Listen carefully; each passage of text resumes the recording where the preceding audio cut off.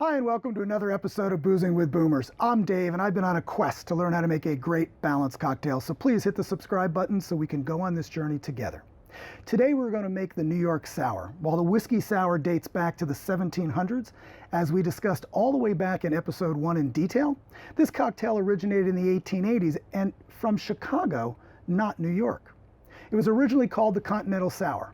It was also called a few other names, including the Claret Snap, which was named for the wine that they used to float on top, until a bartender in Manhattan made it famous. So it was renamed the New York Sour and has kept the name ever since. In doing research for this recipe, I found several different recipes, some using rye, some using bourbon, some using different components or different levels of each component. And so I decided it was important that I go to my laboratory, tried a few concoctions, and created what I think is a very tasty recipe for this drink. I preferred the rye version over the bourbon version, so this is a rye-based drink. To be sure, I decided I would share this version with a group of friends, and they thought it was tasty as well, and their actions definitely backed up their words because my batch of 12 cocktails among 5 or 6 of us was gone within the hour. So I think we've got a tasty one, and I would love to know your thoughts as well. I guess that gathering could have been called Boozing with Boomers. So gather round because we're going to make this cocktail today. As I said, I mentioned about the wine. It calls for a dry wine, but you can probably use any wine you like. I just think the dry wine goes well with the citrus that's in here. But I also sometimes, so I was going to try this wine tonight for dinner. It's a Cabernet Franc, so I'm going to actually try it with a Cabernet Franc, which I haven't before, but it should be dry enough that the tannins in there kind of complement the citrus notes. So let's find out. And my favorite cocktail rye whiskey is Sazerac Rye. You could bump this up a little bit and maybe use a Rittenhouse rye or a 100 proof rye that's bottled in bond. That'll give it a little more oomph, but you don't have to. The recipe then is we start with the least expensive ingredients first, if you remember. As we go all the way back, I've been asked questions along because I don't always repeat this, so I thought I would at least share it again today. That when you're making a cocktail, especially with multiple ingredients, you try to start with the least expensive ingredients first in case you make a mistake. Now I'm pre-measuring this, but sometimes when you're at a party and you've got a lot of people, and I know I do this, I'm chatting with you and then I forget how much I've put in here. So if I'm throwing out simple syrup or lemon juice, not expensive. But if you're throwing away rye whiskey, well, that's a crying shame. So that's why you do it in this order in case you make a mistake along the way.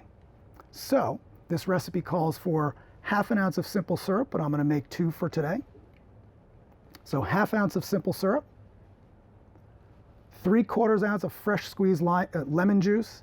And again, fresh squeeze versus the bottled version makes a huge difference in the whiskey sours, especially the New York Sour. Then the wine is not going to go in the cocktail. So the wine we're going to float at the end because we're going for a look on this one as well. So not only do the ingredients go well together, but we're going to blend or shake everything except the wine. And then at the end, I'm going to float a little wine on the top. And then it's 1½ ounces of rye whiskey.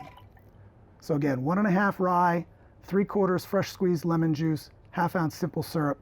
And on the side, we're going to have 3/4 ounce of red wine to float on the top. Also, as we've learned, is ice. Part of ice's role is to dilute the drink a little bit, but also chill it down quickly. So by putting more ice before you shake, it will actually melt slower because the ice will chill the ice as well. And the other thing we've learned is that we want to shake this only for 20 seconds.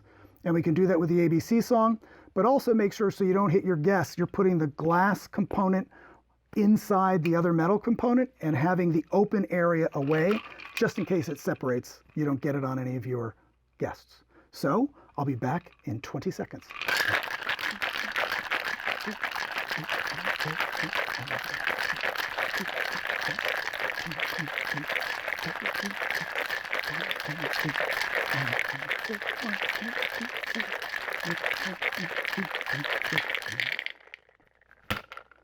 The other thing, when you're breaking apart, especially if you're using glass, so you can get shakers that are tin and tin. What you don't want to do is bang it against the bar, because you could then break the glass and get it in the thing. So by hitting it with the palm of my hand, it will separate and will not have a hard surface pressing against the glass. So that's another good safety tip as well, because no one likes glass in their bar or kitchen. So now you have a couple different ways, and what I'm going to do today is actually show you the two versions. And yes, I'm talking, so I should be pouring. I like my whiskey sour straight up if I'm just having one before dinner. If I'm having more than one, or if I'm at a party, and I should have put ice in there first, I will put ice in it. And what's really nice about this too is we can put ice in a wine glass. Makes it a little fancier. Whoops, I got to be careful. But it makes a very elegant cocktail. And I think I just start putting it in the wine glass, and then I read somewhere somebody else did it as well. We will garnish it with a cherry when I'm done. I was looking for my spoon. So here's the trick. The wine should float, but if I just poured this straight in, the wine will drop to the bottom and mix in, which is not, it's a great tasting drink, so that's not the issue. But we're also going for a little bit of a look here. So what you're doing is you're putting it on the back of the spoon. It will then spread the wine out a little bit around the edge of the glass, and as you can see, I think I can do a little bit more. All right, it floats on top. This is much trickier.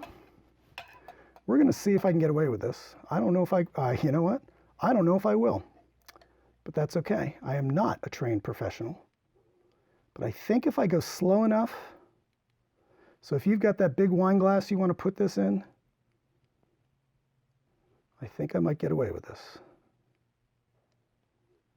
The key is pour slowly, but the fact that it's going around the edge also keeps it floating a little bit on the top. And I'm telling you right now, I think I won.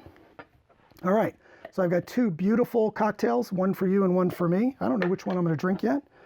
And now, of course, this is a tricky part as well, but I'm going to take the risk because that becomes your present at the end. You can also put a slice of orange in. I like the simplicity, whoops, I'm sorry, of lemon. I like the simplicity of the cherry.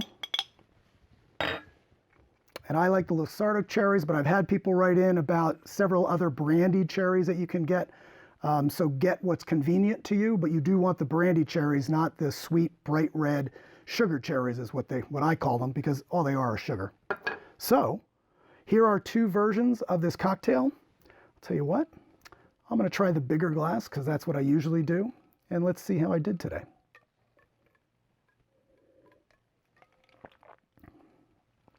So what's great about this, so two interesting things. I would like to do a shout out. I think it's State Street in South Philly was the first time I had this cocktail, and I was shocked because two things go on here. I can continue to sip this or this one, where I get the wine first and then the citrus and the whiskey sour second. It's delicious. Or I can stir it up and get it blended together. And when I had this with friends, we actually did it both ways. And it's just a really nice, it's a refreshing cocktail. The wine kinds of give it a different dimension. And I had people tell me it was probably the best whiskey sour they've ever had. And like, I'd like to take credit for it. This recipe goes back to the 1800s. So I'll take credit for the fact that I might have changed the recipe a little bit. But the components, and that somebody even thought of doing that, I think is brilliant. So I hope you enjoyed today's episode of Boozing with Boomers. I really hope you enjoy the New York Sour. If you did like today's episode, please hit the like button and subscribe so we can go on Boozing with Boomers together. Thank you and cheers.